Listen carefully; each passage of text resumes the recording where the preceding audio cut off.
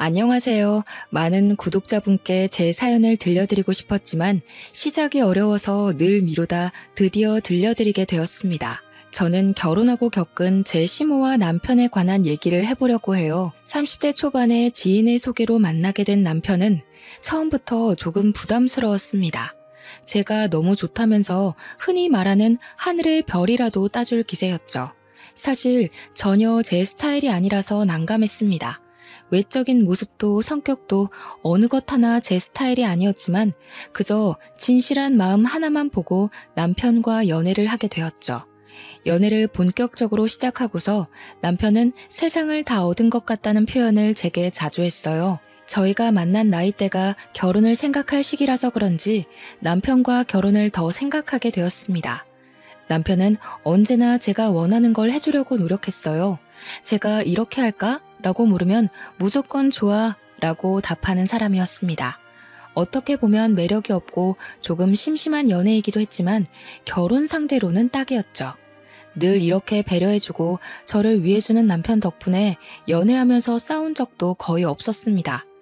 남편과 싸울 수가 없는 게 조금이라도 다툴 것 같은 조짐이 보이면 남편은 늘 제 기분을 풀어주려고 노력을 했어요. 하지만 잘못이라고 해봤자 사소한 잘못들이라 넘어갈 수 있었습니다. 제게는 쩔쩔매는 모습도 보이고 귀엽기도 하고 늘 저를 위해줬지만 사석에서는 매우 듬직하고 젠틀한 모습이었습니다. 그래서 다른 사람들은 남편을 되게 똑부러지고 젠틀한 사람이라고 생각을 했어요. 이런 남편에게 흠이 하나 있었는데 그건 바로 한 번 갔다 왔다는 거였죠. 뭐가 급한지 벌써 갔다 와버려서 그게 조금 걸리긴 했습니다. 저야 뭐 알고 시작한 만남이니 상관이 없었어요. 그러나 저희 부모님의 입장은 다를 수 있어서 만나면서도 마음이 조금 불편하긴 했습니다. 다행인 건지 애는 없었으니 크게 문제라고 생각하지 않았어요. 솔직히 요즘 이혼이 흠도 아니고 주변에 돌싱이 많아서 그런지 더 대수롭지 않게 여겼습니다. 이혼을 한 게 흠이 아니라 왜 이혼을 했는지 사유가 중요하다고 생각을 해요. 그래서 남편에게 물어봤었는데 전처가 문제가 많았었죠. 말이 결혼을 한 거지 의미 없이 살다가 그냥 헤어진 관계였습니다. 사람이 아무래도 본인 유리하게 말하는 경향이 있으니까 저는 남편에게 조금 더 캐물으면서 자세히 말해달라고 했거든요. 그런데 남편은 그런 저에게 불편함을 느끼기는커녕 당연하다는 듯 아주 자세하게 말해줬습니다. 전처 욕하는 것처럼 비춰질까봐 조금 그렇긴 하지만 있는 그대로 말하면 서로 결혼을 해서 살아보니 너무 안 맞았어. 생활 방식부터 시작해서 다 안 맞았지. 그리고 엄마한테도 너무 막하고 애도 낳기 싫다 하고 모든 걸 본인 멋대로 하기 시작하더라고. 그렇게 하루도 빠짐없이 싸우다 결국 서로 합의하에 바로 헤어진 거야. 아, 그래? 결혼 전에 이세 얘기를 안 했어? 갑자기 결혼하고 애를 낳기 싫다고 한 거야? 응. 결혼하고 몸매 망가지고 아줌마 되는 게 싫다면서 애 낳기 싫다고 하길래 왜 그걸 혼자 결정하냐고 했더니 자기가 뭐 애 낳는 기계냐고 내가 애 낳아줘야 하냐고 그러더라고. 약간 늘 이런 식으로 대화를 하다 보니 안 쌀 수가 없었지. 전처에 관한 얘기는 딱 한 번 물어보고 말았습니다. 솔직히 기억하고 싶지도 않을 텐데 계속 물어보는 건 예의가 아니라고 생각했어요. 저희는 결혼을 약속했고 친정 부모님은 이혼남이라는 것에 거부감이 살짝 있었으나 남편의 인성을 보고 허락을 해주셨습니다. 큰 반대가 없어서 다행이라고 생각을 했죠.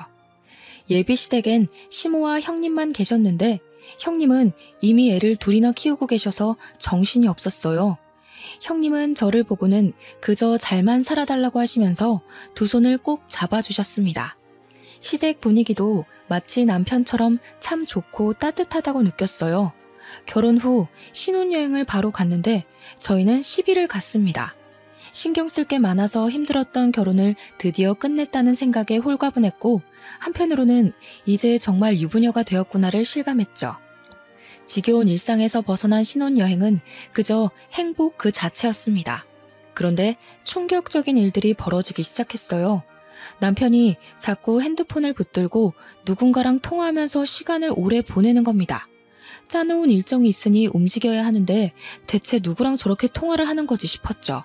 회사 전화일 수도 있으니 우선은 기다리다 30분이 넘도록 전화를 하길래 대체 누구냐고 물었어요. 여보, 대체 누구랑 그렇게 통화를 해? 우리 나가야 한다니까. 조금만 있다가 나가자. 엄마 지금 심심하대. 뭐라고? 어머님이랑 통화하는 거야, 지금? 응, 왜? 엄마, 예지랑 통화할래? 그래, 바꿔줄게. 받아봐, 바꿔달래, 엄마가. 아, 네, 어머님. 그래, 나다. 신혼여행은 재밌니? 어때? 날씨는 좋고? 밥은 먹었어? 네? 아, 네네.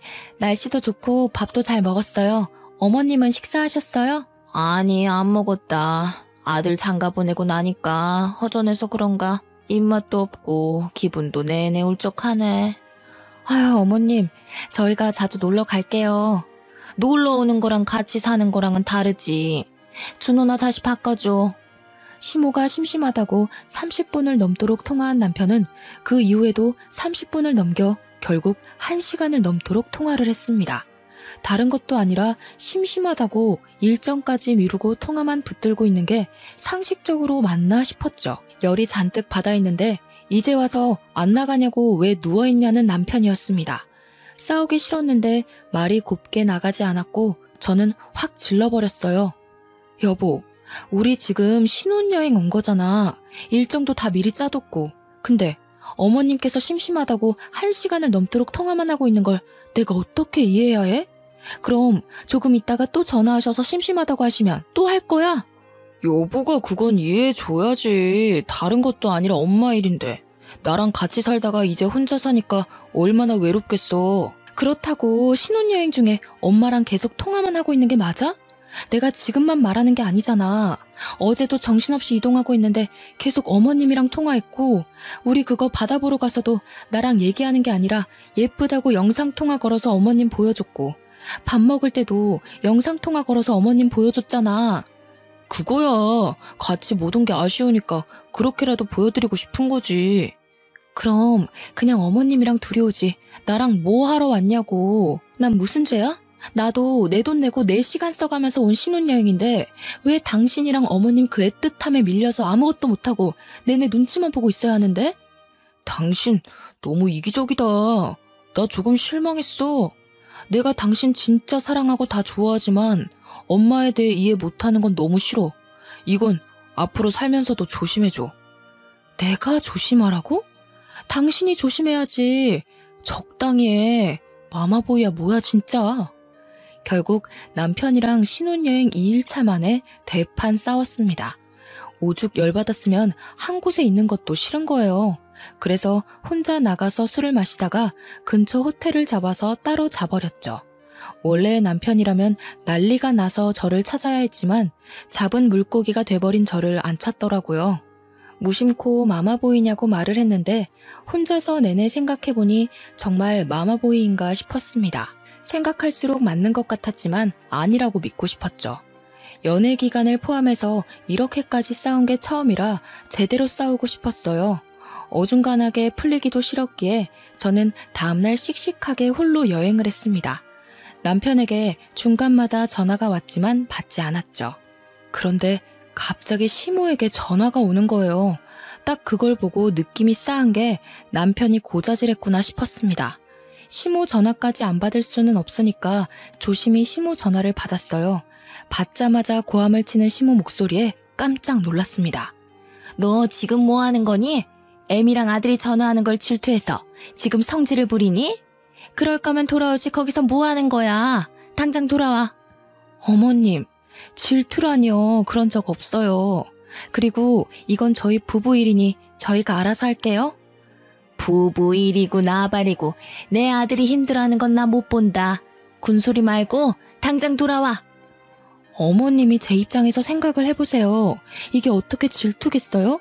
한두 번도 아니고 여행하는 내내 어머님이랑 영상통화하고 대화하고 그러고 있는데 굳이 같이 여행 온 의미가 없잖아요. 너 지금 시애미한테 말 대답하는 거니? 너희 엄마가 그렇게 가르쳤니? 내가 너 아주 좋게 봤는데 이제 보니까 버르장머리가 없구나. 어머님, 죄송하지만 제가 지금 이런 말 들을 이유가 없는 것 같아요. 저희 부부 일이니 알아서 해결할게요. 먼저 끊겠습니다. 시모에게 일방적으로 욕을 제대로 먹었습니다. 그리고 확신했어요. 전처와 이혼한 이유는 전처의 잘못이 있을 수 있지만 분명 시모와 남편의 이 관계도 있겠다고 말이죠. 너무 화가 난 저는 남편이 있는 곳으로 갔고 가보니 혼자 TV를 보며 깔깔거리며 웃고 있었습니다. 마음 같아서는 뒤통수를 한 대 확 쳐주고 싶었지만 참고 말했어요. 당신 마마보이야? 하나부터 열까지 어머님한테 다 말하는 거야? 뭐 하자는 거니 지금? 나 지금 어머님한테 욕먹었어. 마마보이라니. 아들이 엄마랑 사이가 좋은 게 마마보이라고 손가락질 받을 일이야? 그리고 당신 어딨냐고 물어보길래 싸워서 안 들어왔다고 한 건데 그게 왜? 적당히 둘러대면 되잖아. 그걸 다 말하냐고. 생각이 없어? 또 싸우러 온 거야? 당신 무슨 쌈딱이야? 툭하면 싸우려고 하는데 어디 무서워서 무슨 말이나 하겠냐? 경고하는데 우리 일은 우리가 알아서 해결해. 어머님한테 다 말하지 말고. 알겠어? 그리고 마마보이 정말 질색이니까 그만 좀 해. 경고? 당신 진짜 왜 이래? 내가 알던 한예지 맞니? 왜 이렇게 드세진 거야? 남편은 오히려 제가 쌈딱처럼 변했고 드세졌다면서 억울하다고 했어요. 본인은 잘못한 것도 없고 변한 것도 없다면서 말이죠. 참 답답하더라고요. 제가 마마보이를 겪어보기 전까지는 뭐가 그렇게 힘들까 싶었는데 막상 겪어보니까 미치겠었죠. 심지어 이건 아직 결혼 생활을 시작하기도 전이었고 이 결혼 생활이 무사히 유지될까 싶었습니다. 신혼여행은 더 있을 수 있는 상황이 아니라 스케줄을 전부 취소하고 돌아왔어요. 거기서 화해를 해보려고 시도를 해봤지만 달라지는 게 없는 모습에 더 열받았죠. 차라리 집에 있으면 어디라도 나갈 수 있고 친구라도 볼 수 있으니 괜찮겠더라고요. 그렇게 신혼여행은 눈물로 범벅되어 끝이 났고 일상으로 돌아왔습니다. 맞벌이를 하던 저희 부부는 회사에 있는 시간에는 다투지 않았어요. 그러나 퇴근 후 집에만 오면 미칠 것 같았습니다. 하루는 남편이 평소보다 1시간 늦게 온다길래 제가 장을 보고 들어가서 저녁 준비를 하고 있겠다고 했어요. 장을 보던 중 문득 남편이 변비 때문에 요즘 고생하던 게 생각나서 전화를 걸어서 물어봤죠. 여보, 나 마트 왔는데 유산균 음료 같은 거 사다 줄까? 오, 좋지. 역시 나 챙겨주는 건 우리 와이프랑 엄마뿐이야. 그래, 알겠어. 아, 여보, 잠시만. 엄마한테 물어보고 전화 줄게. 뭐를? 나 늘 먹던 거 있거든. 그리고 먹으면 배 아픈 것도 있어서 그거 물어봐야 해. 기다려봐. 30살이 훌쩍 넘은 남성이 본인 입으로 들어가는 거 하나까지도 엄마에게 물어보더라고요.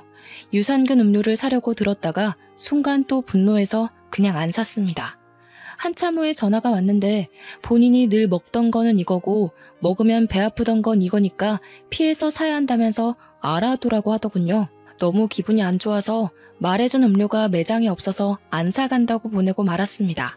이렇듯 하나부터 열까지 믿기지 않을 정도로 남편은 다 시모에게 물어봤어요. 뭘 상상해도 그 이상의 급으로 말이죠.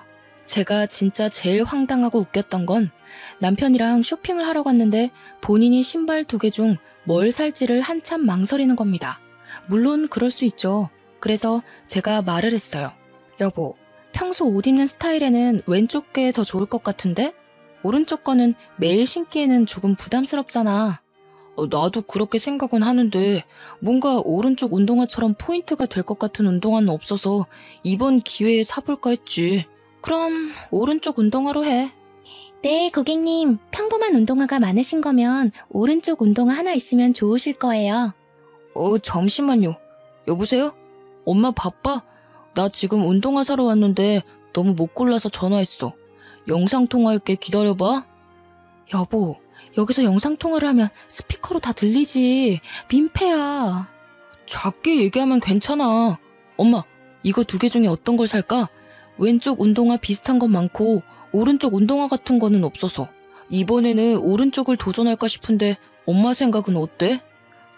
좋네. 예쁘다 아들. 오른쪽 운동화로 사봐. 너 그 운동화에다 저기 저번에 아울렛 가서 산 네이비 니트 입으면 예쁘겠다. 오, 그러네. 생각도 못했어. 그뿐이야? 너 작년에 산 거 그거 하얀색 트레이닝 세트 있지? 그거에 신어도 예쁘겠네. 오, 맞아. 역시 우리 엄마는 모르는 게 없어. 알겠어. 엄마 조금 있다가 전화할게. 오른쪽으로 주세요. 운동화 하나 사는데 그 매장에서 시무랑 영상통화까지 하는 남편이 너무 창피했어요. 저희보다 한참 어려 보이는 그 직원도 황당하다는 듯 쳐다보고 있었죠. 너무 창피해서 빨리 매장을 떠나고 싶었습니다. 이런 일들이 한두 번도 아니었고 지칠 만큼 지쳐있던 상태였죠. 그러다 형님에게 전화가 왔어요. 애들 키우느라 정신없으셔서 자주 보지도 연락도 못하지만 어쩌다 연락하면 제 마음을 가장 잘 읽어주는 분이셨죠. 올케, 잘 지내고 있지? 나 지금 애들 낮잠 자서 전화해봤어. 아, 네. 형님, 힘드시죠? 내가 힘든 게 아니라 올케가 힘들어 보이는데? 아니에요. 준우 이 자식 아직도 마마보이 짓 하니? 네. 어휴, 아주 지긋지긋하다 정말. 그게 다 막내 아들이라고 엄마가 옆구리에 끼고 키워서 그러는 거야. 나이가 몇인데 아직도 징그럽게 그런데. 아이고, 올케가 진짜 힘들겠네. 그냥 솔직히 답답해요. 제가 괜히 이상한 사람 같고 막 그런 거 있잖아요. 에이, 그렇게 생각하지 말고 정 힘들 때는 그냥 나한테 연락해. 알겠지? 네, 형님. 감사해요. 큰 도움까지는 아니더라도 이렇게 편을 들어주고 공감해주는 것도 제게는 큰 힘이 되었습니다. 지긋지긋한 마마보이 남편과 사는 건 제가 귀를 닫으면 평화로웠고 귀를 열면 평화롭지 못했어요. 그래서 터득한 방법 중 하나는 남편이 시무랑 전화할 것 같으면 그 자리를 피했습니다. 듣기만 해도 싫었으니 말이죠. 매일 출근길에도 시무랑 통화하고 퇴근하고 와서도 시무랑 통화하는 남편이라 은근히 자유시간이 많았어요.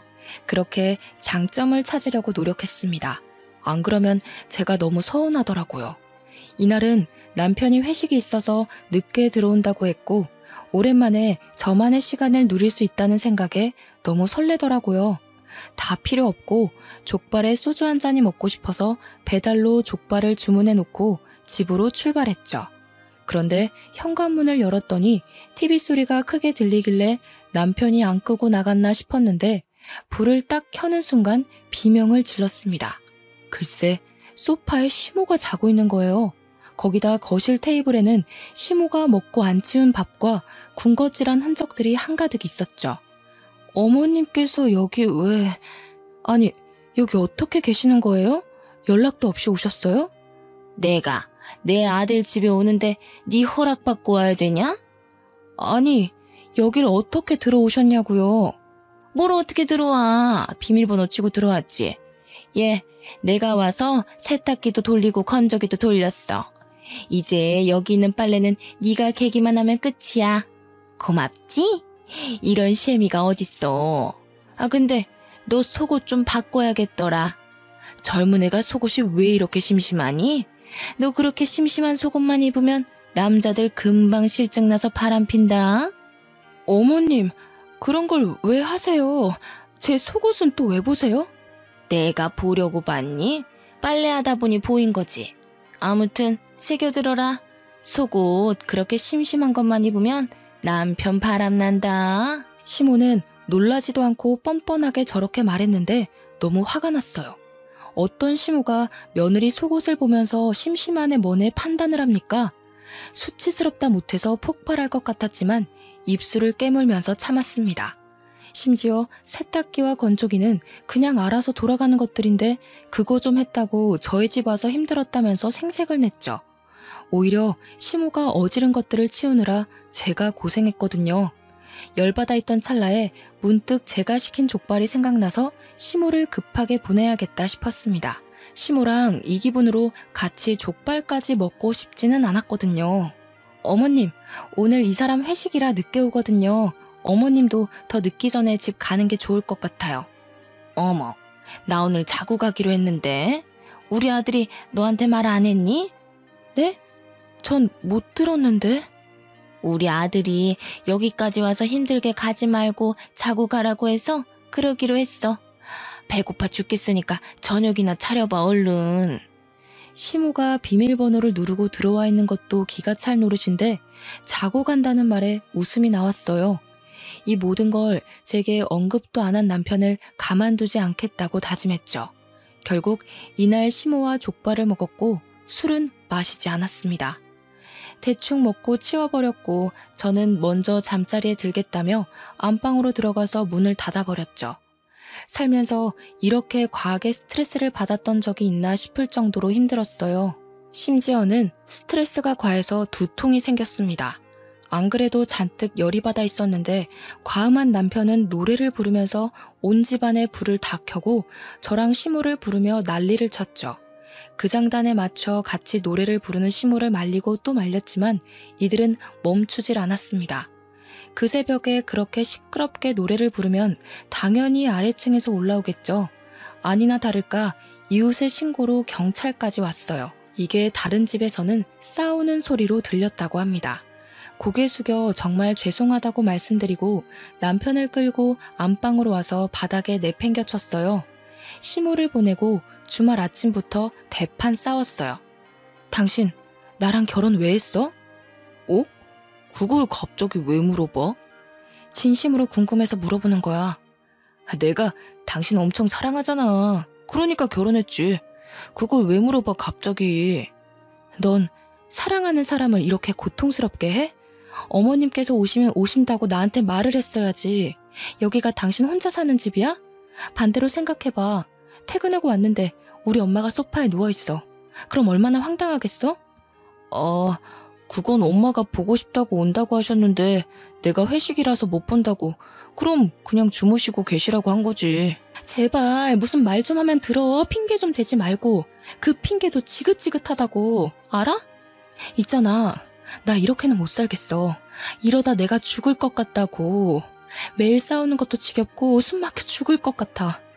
우리 이 결혼 다시 생각해보자. 뭐라고? 여보, 그게 무슨 소리야. 설마 나랑 이혼하겠다고? 말 그대로야. 절이 싫으면 중이 떠나야지. 남편과 대화를 했고 전 결국 부부관계를 유지하는 게 맞는지에 대해서 진지하게 생각하기로 했어요. 이 사연에 다 담지 못할 만큼 날마다 힘들었습니다. 오죽하면 규칙적으로 하던 생리가 불규칙적으로 밀리게 되었죠.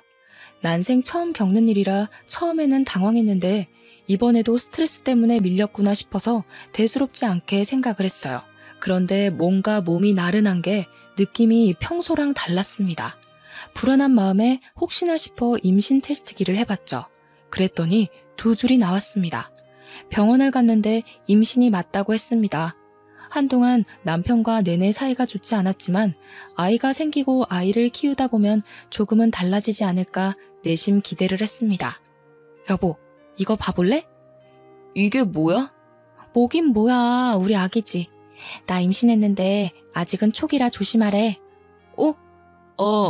임신을 했다고? 그렇구나. 그렇구나라니? 반응이 뭐 그래, 싫어? 아니야, 당연히 좋지. 근데 병원까지 간 거면 임신이 확실한 거잖아. 그치? 남편의 반응은 정말 당황스러웠습니다. 목소리가 무슨 지하 깊은 동굴까지 내려간 듯 축 처졌고 표정은 정색을 했어요. 섭섭하고 서운했지만 본인도 놀래서 그런 건가 싶어서 최대한 이해를 해보려고 노력했죠. 그런데 그 다음날 일하는 도중에 남편에게 전화가 왔고 퇴근하고 시댁으로 바로 가야 한다고 말했습니다. 무슨 일이냐고 물어봐도 그냥 시댁에 오라는 말만 해주더군요. 영문은 몰랐으나 문득 어머님도 저의 임신 사실을 알고 축하 의미로 밥이라도 차려주실 줄 알았어요. 그렇게 퇴근하고 남편과 함께 시댁에 갔고 시댁에 들어서자마자 시모는 제게 달려와 뺨을 3대나 연속으로 쳤습니다. 정말 순식간에 벌어진 일에 너무 놀라서 말도 아무런 소리도 못 냈어요. 옷도 가방도 내려두지도 못한 채 그대로 맞았는데 너무 당황스러웠죠. 제가 이렇게 맞았는데 남편은 그 모습을 지켜보고 한숨만 쉬면서 인상을 쓰고 있었습니다. 어머님, 지금 뭐 하시는 거예요? 이런 여우 같은 년, 넌 내가 이럴 줄 알았어. 임신을 했어? 어떤 놈이랑 뒹굴어 놓고 우리 아들 인생을 망치려고 해. 내가 그 꼴은 못 보지. 네? 어머님, 지금 뭐라고 하셨어요? 진짜 미치셨어요? 뭐야? 이게 더 맞고 싶나? 너라면 안 미치겠냐? 너 모르지? 우리 준호 전처가 하도 애 낳기 싫다고 난리쳐서 정관수술했다는데 너가 임신을 어떻게 할 수 있겠니? 어? 입이 있으면 말을 해봐. 감히 어떤 놈이랑 바람나서 애까지 만든 건데?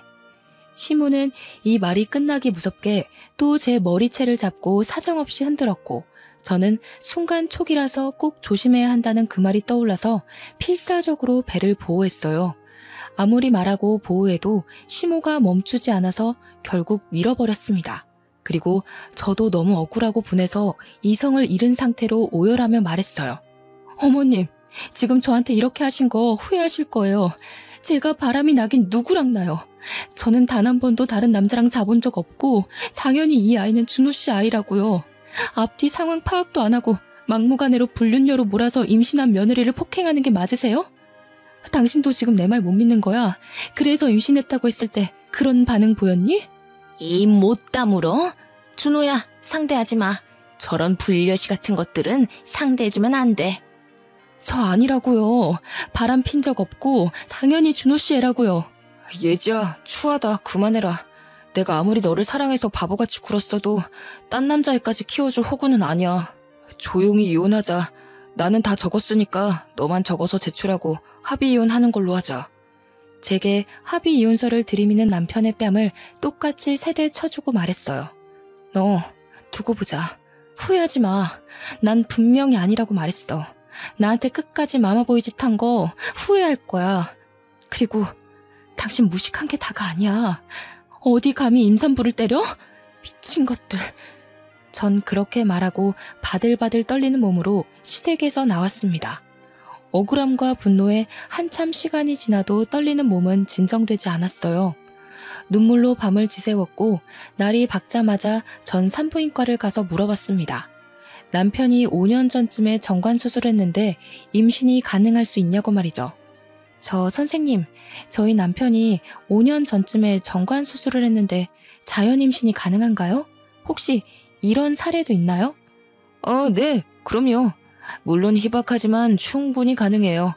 정관수술하는 것 자체가 더는 아이를 낳지 않으려고 하시는 부부들이 택하는 건데 그 와중에 임신이 돼버려서 어쩔 수 없이 낳는 경우 꽤 있거든요. 결국 정관수술도 100%라고 볼 수는 없죠. 근데 이건 왜 물어보세요? 제가 눈물이 날 것 같네요. 죄송해요. 남편이 전초랑 살 때 정관수술을 했었는데 저한테 말을 안 해서 몰랐어요. 그런데 제가 임신했다고 하니까 불륜 의심을 하는 상황이거든요. 다른 걸 떠나서 너무 억울해서 이걸 밝히고 싶어서요. 그런 경우도 많아요, 산모님. 믿지 않으시는 경우도 많거든요. 우선 당장 방법으로는 유전자 검사가 있긴 한데 이게 비용이 부담스러울 수 있어요. 저는 그렇게 주치의와 한창 상담을 한 끝에 억울함을 밝혀내기 위해서 유전자 검사를 비싼 돈 주고 하기로 했습니다. 남편의 칫솔을 몰래 가져와서 검사를 요청했고 이를 악물고 기다리고 있었어요. 결과만 나와봐라 다 죽었다 하는 마음으로 말이죠. 그렇게 결과만 기다리면서 지냈는데 드디어 나왔고 당연히 친자 관계로 나왔습니다. 전 그 결과지를 들고 남편이 퇴근하고 시모와 함께 있을 시간에 시댁에 쳐들어갔어요. 들어가서 시모 얼굴에 결과지를 확 던지면서 말했죠. 그렇게 딴 남자 만남 불려시 취급하시더니 이걸 어째요? 당신 아들 핏줄이 맞다네요. 친자관계 맞다고 나온 거 어떡하실 거예요? 똑같이 뺨 3대 맞을래요? 아니면 머리채 뽑히실래요? 너 따위가 조작했는지 내가 알게 뭐니? 겨우 이런 거 하나 들고 와서 꼴값 떨기는. 있잖아 당신 진짜 제발 무식하면 입이라도 다물어요. 여기 이 종이를 자세히 봐봐. 과연 조작이 가능해 보여요? 정말 대화도 하기 싫다. 아니 할 가치를 못 느끼겠어. 시모는 친자 관계가 맞다는 검사 결과지도 조작 아니냐며 끝까지 우겼어요. 아마 본인이 저지른 게 있으니 인정하고 싶지 않았겠죠. 그러나 남편은 그 결과지를 주워들고 한참을 보더니 본인 머리를 막 쥐어뜯더라고요. 그리고는 무릎 꿇고 싹싹 빌었습니다. 여보, 내가 진짜 미안해. 나 진짜 미친놈 맞아. 제발 한 번만 용서해주면 안 될까? 당신한테 정말 미안해. 너 뭐하는 짓이야? 안 일어나? 왜 무릎을 꿇어? 얘가 조작했을지 어떻게 알아? 이혼해. 세상에 어디 여자가 얘 하나뿐이니? 또 재혼하면 그만이야. 엄마도 제발 그만해. 나도 병원 가서 물어봤다고. 혹시나 싶어서 비뇨기과 가봤는데 그게 가능하다고 하더라고. 그러니까 제발 그만해. 나 이 사람 없으면 안 돼. 알고 보니 남편도 비뇨기과를 찾아가서 물어본 거예요. 이렇게 임신이 가능한지를 말입니다. 그쪽에서도 저와 같은 대답을 들었고 그 후 마음이 복잡했던 남편에게 제가 유전자 검사지까지 던져버렸으니 죽을 맛이겠죠. 전 여기까지 오면서 생각 정리를 다 했거든요. 그래서 그대로 남편에게 말했습니다. 매일 엄마 치마폭에 쌓여서 그따위로 살 거면 난 당신이랑 살 필요 없어. 그리고 네 자식이 뱃속에 있다는데 믿지도 못하는 시모 옆에서 살 자신도 없고. 그러니까 나랑 이혼 안 하고 싶으면 너네 엄마랑 영 끊고 살아. 그렇게 할 자신 없으면 그냥 이혼하자. 여보, 예지야, 너무 극단적이잖아. 바로 대답 안 하면 이혼으로 결정하고 갈게 나는. 이거 완전 미친 거 아니야? 어디 천륜을 끊으려고 해? 네가 뭔데? 준호야, 듣지 마. 저런 거는 혼자 애 키우면서 고생해봐야 정신 차려. 대답 안 했으니까 이혼인가?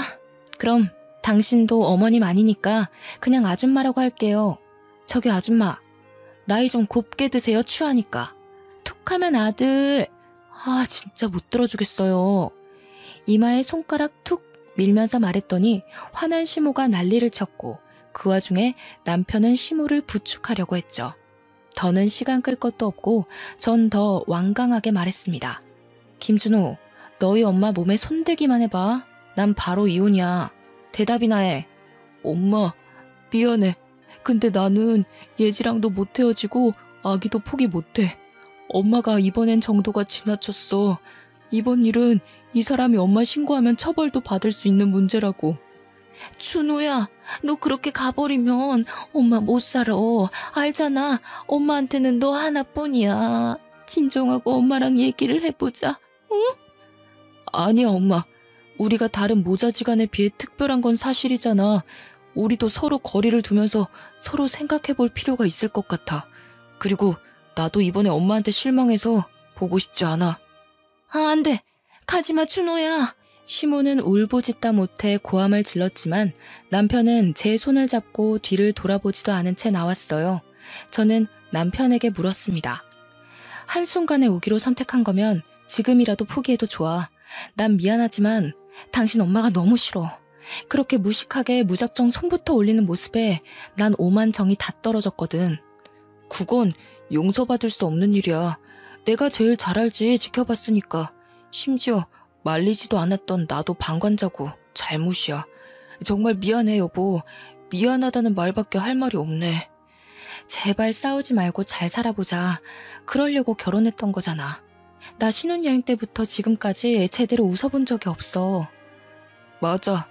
내가 너무 당신한테 무심했어. 다시는 그런 일 없도록 할게. 남편과는 집에 가는 길에 드디어 대화다운 대화를 나눴습니다. 이 대화가 제 마음을 많이 녹였어요. 그리고 놀랍겠지만 저게 시모와는 정말 마지막이었습니다. 그 이후 제가 제시한 조건처럼 시모의 목소리도 간접적으로 듣지 않았고 남편이 시모와 연락하는 모습조차 보이지 않았어요. 명절뿐 아니라 시댁에 가야 할 때도 전 가지 않았죠. 물론 남편은 5년 뒤 혼자서 시모를 보러 갔어요. 잘 다녀왔냐고 물어봤는데 남편은 오히려 그동안 본인이 마마보이처럼 살았던 것에 대해서 후회를 하는 눈치였습니다. 모든 걸 시모 뜻대로 살지 않아도 충분히 효도할 수 있는데 어쩌면 이 모든 비극은 본인이 만든 것 같다고 자책을 하기도 했어요. 남편이 자책하는 모습을 볼 때면 마음이 아프긴 했지만 아니라고 말하지는 않았습니다. 자책하고 반성할 시간은 필요해 보였거든요. 긴 시간을 마마보이로 살았기 때문에 긴장이 풀리면 또 그 습관처럼 살아갈까봐 그게 무서워서 공감을 해주지 않았습니다. 아이를 보고 싶어 했지만 보여주지 않았고 그건 시모가 제게 저지른 죗값이라 생각하라고 했어요. 어떤 놈 아이냐고 할 때는 언제고 이제 와서 본인 손주라니까 보고 싶다고 하는 것도 솔직히 거북했죠. 그치만 저도 마음을 곱게 먹고 긍정적으로 생각하려고 노력 중입니다. 아이가 더 크면 보여줄 생각이긴 하지만 아직 말은 하지 않았습니다. 남편에게 괜히 말했다가 시모에게 설레발 칠까봐 말을 아끼고 있고 남편도 아이를 보여달라는 말을 먼저 꺼내지 않아요. 지금이야 평화를 되찾았지만 언제 또 은근슬쩍 나타날지 모른다는 불안감은 늘 있습니다. 마마보이 습관을 버리지 못하고 또 몰래 시모를 집에 찾아오게 한다면 바로 이혼할 거라고 말하니 절대 마주치지 않게 노력하고 있네요. 엄마 없이는 못 살던 남편도 곧 초등학교에 입학하는 딸아이에게 집중해서 그런지 행복하게 연애하던 그 시절로 다시 돌아간 기분입니다. 우여곡절이 많았지만 저는 결국 가정을 지켰고 지금처럼만 별탈 없이 저희 세 가족이 지낼 수 있도록 많은 응원 부탁할게요. 감사합니다.